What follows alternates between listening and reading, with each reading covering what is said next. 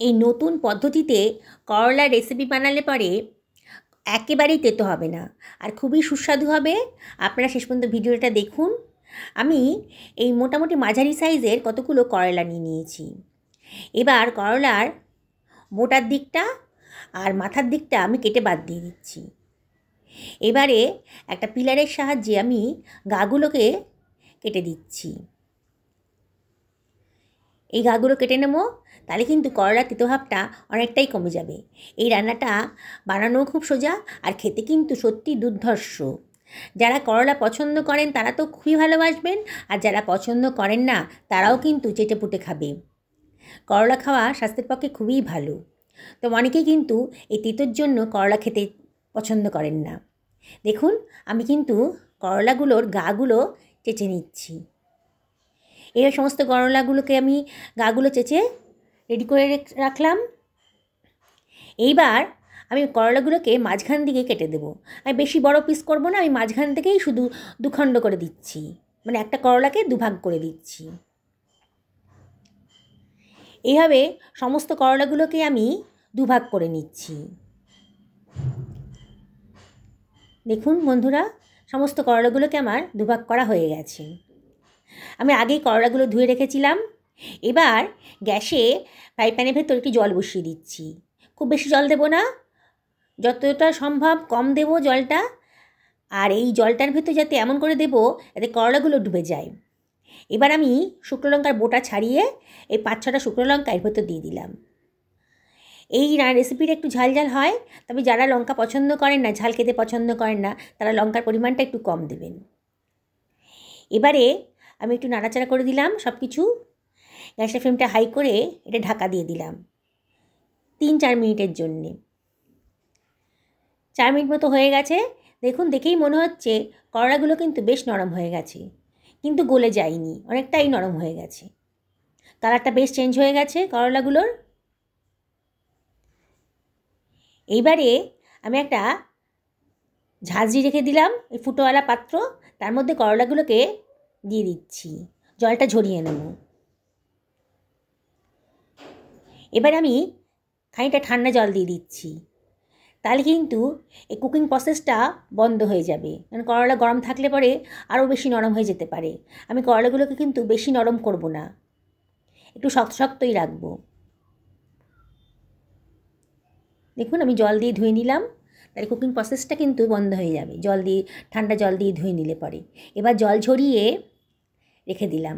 এবার করলাগুলোকে দেখুন, হাত দিয়ে যেমন দেখাচ্ছি, এরম ভালো করে চিপে চিপে করলার গা থেকে যে জলটা ঢুকে আছে, সেই গা থেকে জলটা আমি চিপে চিপে বার করে দিচ্ছি। প্রতিটা করলা আলাদা আলাদা করে কিন্তু জলগুলো চিপে চিপে বার করে দিতে হবে। এইভাবে আমি সমস্ত করলাগুলোকে জল থেকে চিপে চিপে বার করে নেবো। জলটা বার করে নিয়েছি, করলাগুলোকে একটা পাত্রের ভেতর রেখে দিয়েছি। একটা কড়াই নিয়ে নিয়েছি, তার মধ্যে 1 টা চামচ মতো গোটা জিরে দিয়ে দিলাম, আর দিয়ে দিলাম 1 টা চামচ মতো গোটা ধনে। আর এর ভেতরে আমি দিয়ে দিচ্ছি 1 টা চামচ মতো মৌরি, গোটা মৌরি দিয়ে দিলাম। আর দিয়ে দিচ্ছি 1/4 টেবিল চামচ মতো মেথি দানা। খুব সুঘ্রাণ একটা গন্ধ বেরোবে মশলাটা দিয়ে। এবার একটু ফ্রাই করে নিচ্ছি। গ্যাসের ফ্লেমটা মিডিয়াম টু হাইতে রেখেছি, অনবরত কিন্তু নাড়তে হবে। দেখুন, মশলার কালারটা কিন্তু চেঞ্জ হয়ে গেছে আর সুঘ্রাণ একটা গন্ধ বেরোচ্ছে। এবার আমি এই মশলাগুলো কোনোটা পাত্রে রেখে দিলাম।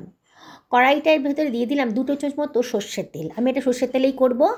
এবার ওই ভাপিয়ে রাখা করলাগুলোর ভেতর দিয়ে দিচ্ছি। এর ভেতর আমি দিয়ে দিচ্ছি 1/2 টেবিল চামচ মতো লবণ, আর দিয়ে দিচ্ছি 1/2 টেবিল চামচ মতো হলুদের গুঁড়ো।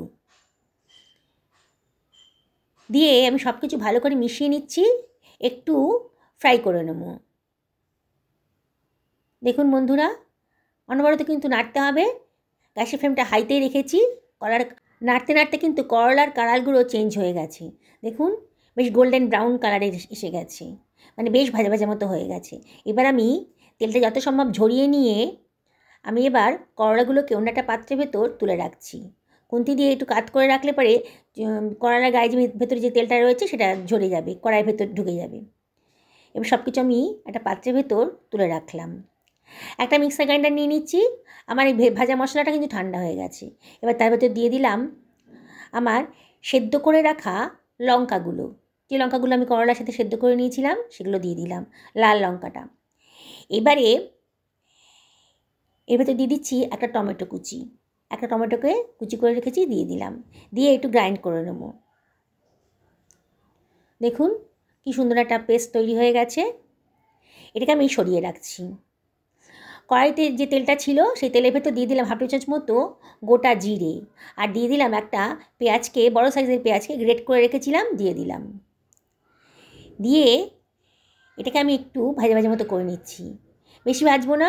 পেঁয়াজের কালারটা যখন বেশ চেঞ্জ হয়ে গেছে, দেখুন পেঁয়াজের কাঁচা ভাবটা চলে গেছে। এবার দিয়ে দিলাম 1/2 চামচ মতো হলুদের গুঁড়ো, 1/2 চামচ মতো লবণ। সব কিছু ভালো করে মিশিয়ে নিচ্ছি। অনবরত কিন্তু নাড়তে হবে, ফ্লেমটা হাইতেই রেখেছি। দেখুন পেঁয়াজের কালারটা কিন্তু চেঞ্জ হয়ে যাচ্ছে। পেঁয়াজের কালারটা বেশ চেঞ্জ হয়ে গেছে যখন, তখন আমি এর ভেতর দিয়ে দিচ্ছি আমার বেটে রাখা, গ্রাইন্ড করে রাখা মশলাটা।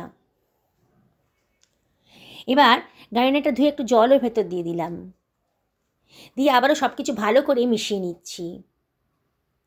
অনবরত কিন্তু নাড়তে হবে। দেখুন আস্তে আস্তে কিন্তু মশলার কালারটা চেঞ্জ হয়ে যাচ্ছে। বন্ধুরা, রেসিপিটা ভালো লাগলে পরে লাইক, শেয়ার, কমেন্ট করবেন। আর নতুন বন্ধুদের রিকোয়েস্ট করব, যারা আজকে আমার চ্যানেলের প্রথম দিন, তাদেরকে রিকোয়েস্ট করব আমার চ্যানেলটা সাবস্ক্রাইব করার জন্য। গল্প করতে করতে আমি 2 টেবিল চামচ মতো দই কিন্তু ফেটিয়ে রেখেছিলাম, সেটাও দিয়ে দিলাম, দিয়ে মশলাটা আবারও ভালো করে কষিয়ে নিচ্ছি।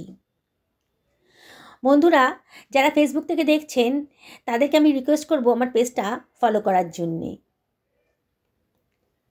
দেখুন মশলাটা কিন্তু ভালো মতন কষানো হয়ে গেছে, একেবারে কালারটা চেঞ্জ হয়ে গেছে, খুব সুন্দর একটা কালার এসে গেছে। এবারে আমি এর ভেতর দিয়ে দেব ভেজে রাখা করলাগুলো, দিয়ে আবার সব কিছু ভালো করে মশলার সঙ্গে মিশিয়ে নিচ্ছি। অনবরত কিন্তু নাড়তে হবে। দেখুন নাড়তে নাড়তে কিন্তু গ্রেভিটা অনেকটাই শুকিয়ে গেছে। এটা আমি শুকনো শুকনো রাখবো। আপনারা যদি একটু গ্রেভি রাখতে পছন্দ করেন তাহলে একটু জল দিয়ে দেবেন, কিন্তু এটা শুকনো শুকনো খেতেই বেশি ভালো লাগবে।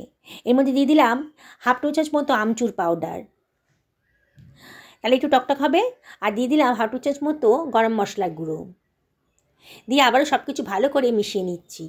বন্ধুরা, গরম ভাতের সাথে এই রেসিপিটা এত সুস্বাদু যে আমি বলে বোঝাতে পারবো না। আপনারা যেদিনকে খাবেন সেদিনকে আপনারা বুঝতে পারবেন। এইটা একটু শুকনো শুকনো হয়, খেতে কিন্তু সত্যিই অসাধারণ। গরম ভাতের সাথে যেদিনকে রান্না করবেন সেদিন কিন্তু অর্ধেক প্লেটের ভাত কিন্তু এটা দিয়েই খাওয়া হয়ে যাবে। আর একটুও তেতো না, বাড়ির বড় থেকে ছোট সবাই কিন্তু এই রেসিপিটা খুব পছন্দ করবে। সকালে ভালো থাকুন এই কামনা করেই আজকে ভিডিওটা এখানে শেষ করলাম। আবার দেখা হবে।